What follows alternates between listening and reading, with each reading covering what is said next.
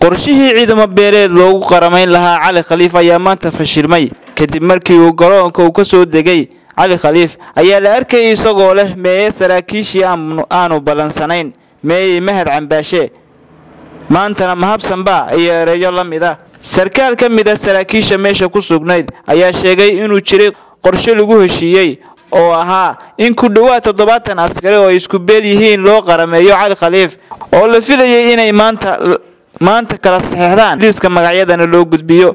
taliya dowlad oo ka mid ah saraakiisha meesha ku sugnayd ayaa ugu dambeyn khadka telefoonka kula hadalsiiyay Nuux Taane oo ah jananka guud ee ciidamada Soomaaliland iyagoo ugu dambeyn ku heshiiyay in deegaanka Woolwood loogu tagi doono oo ciidamo beeleed gooni ah loo qaramayn doono.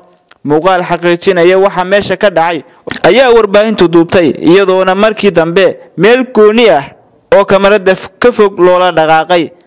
waxaana garoonka iyana ku sugnaa qaar ka mid ah uqaasha Bahar Same oo ka war dhowrayay heshiiska ciidamo dheeri ah loogu qaramayn lahaa.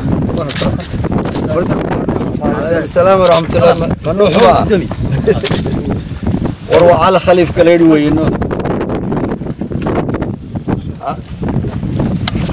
يا دو مركان ميلان كسو بيغنا هي بغاريس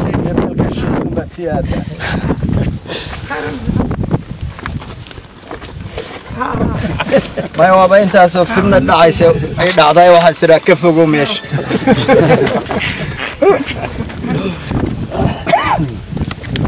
ما شاء الله وما هتسنتهي هذه أبدا ما هتسنتهي.